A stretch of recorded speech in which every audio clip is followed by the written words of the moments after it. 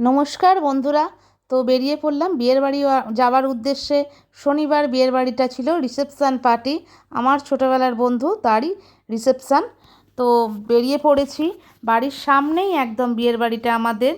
তো একটুখানি ঘোরাফেরা করে নিই। বাড়ির সামনে প্রচুর ভালো ভালো হচ্ছে, সুন্দর সুন্দর ফুলের গেট করেছে, সেলফি স্পট করেছে।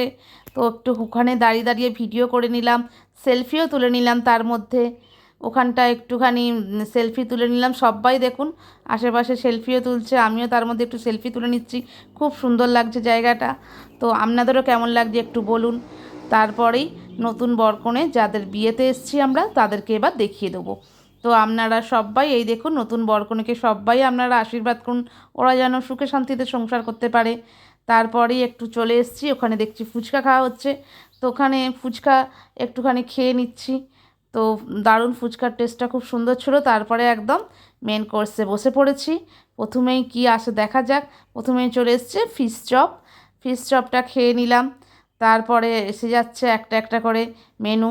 আমার পাত তো খালি হতেই দিচ্ছে না। চলে এসছে রুমালি রুটি আর চিকেন তড়কা। রুমালি রুটি চিকেন তড়কা খাওয়ার পরেই একটা একটা করে চলেই আসছে। খাবো কি, পাত পুরো খালি হতে দিচ্ছে না। চলে এসছে প্লেন রাইস আর মটন কষা। প্লেন রাইস দিয়ে মটন কষা কার কার ভালো লাগে বলুন তো। দারুণ লাগছিলো প্লেন রাইস দিয়ে মটন কষা খেতে। তারপরে চলে এসছে চাটনি আর পাঁপড়। চাটনি পাঁপড়টা খাওয়ার পরেই তারপরে মিষ্টির পালা। তো চলে এসছে এবার মিষ্টি কেশরভোগ। কেশরভোগ খেতে তো আমার খুবই ভালো লাগে।